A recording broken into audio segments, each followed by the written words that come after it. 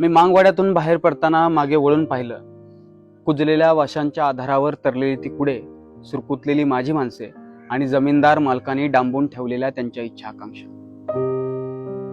माझं नाव प्रशांत रणदिवे. मी मूळचा सोलापूर जिल्ह्यातील पंढरपूर तालुक्यातील बोहाळी गावचा रहिवासी आहे. परंतु सालगडी ऊसतोड कामगार आणि बऱ्याच वेळा आर्थिक अडचणींमुळे घरच्यांनी कामासाठी माझ्या खूप सारं स्थलांतर केलं आणि या सगळ्यामुळे आम्ही 2012 साली अकलूज या ठिकाणी सोलापूर जिल्ह्यातलेच एक माळशिरस तालुक्यातील ठिकाण आहे तिथं स्थायिक झालो. मी मातंग समाजातून येतो. असा मातंग समाज की ज्याच्या शिक्षणाच्या आर्थिकदृष्ट्या सामाजिकदृष्ट्या अत्यंत मागास समाज आहे.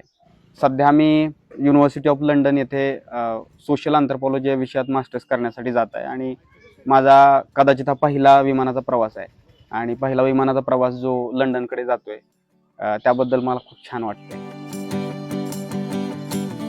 मातंग समाज हा महाराष्ट्रातल्या अनुसूचित जातींपैकी एक आहे. या समाजातील शिक्षणाचं प्रमाण हे इतर अनुसूचित जातींपेक्षाही फार कमी आहे. त्यातल्या त्यात कॉलेज किंवा विद्यापीठात जाऊन उच्च शिक्षण घेणं तर अगदीच नगण्य आहे. त्यामुळेच प्रशांतला परदेशात शिकण्याची संधी मिळणं महत्त्वाची बाब ठरते.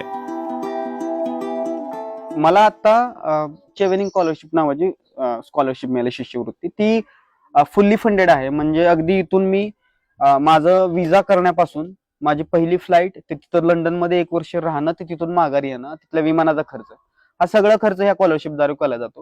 ही स्कॉलरशिप 1 वर्षाच्या मास्टर्स कोर्ससाठी दिली जाते.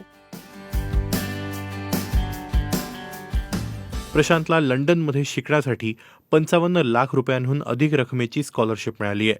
ग्रॅज्युएशन नंतर किमान 2 वर्ष अनुभव असलेल्या कोणत्याही भारतीय नागरिकाला यासाठी अर्ज करता येतो.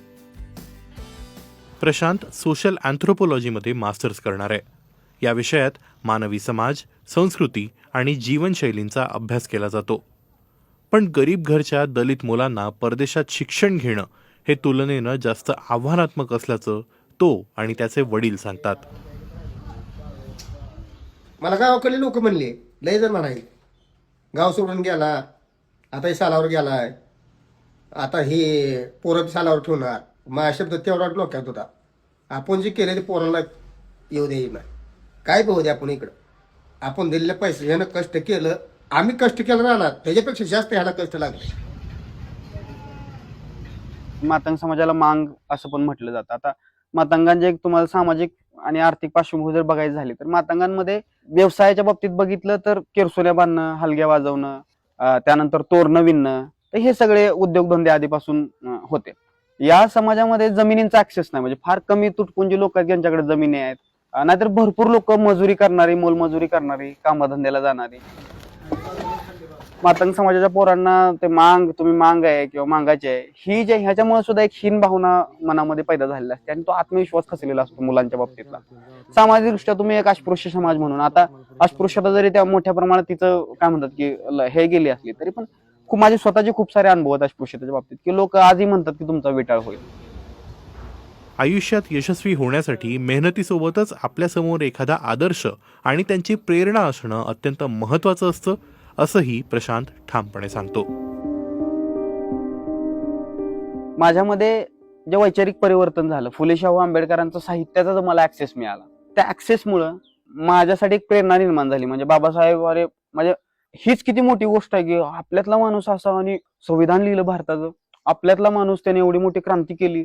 तर ही बाब जी आहे ती अत्यंत प्रेरित करायची आणि 7 समुद्र पार पण जावं ती कशाची. म्हणजे लंडनमध्ये जाण्याचं सगळ्यात पहिलं स्वप्न याच्यामुळेच आहे की बाबासाहेब पुढे तर कोलंबिया विद्यापीठ किंवा लंडन स्कूल ऑफ इकॉनॉमिक्सला शिकले होते, हे माहिती होतं. तर प्रेरणा माणसाच्या आयुष्यात असणं लय महत्वाचं आणि ते बाबासाहेब माझ्यासाठी राहिलेले आहेत माझ्या संबंध आयुष्यात.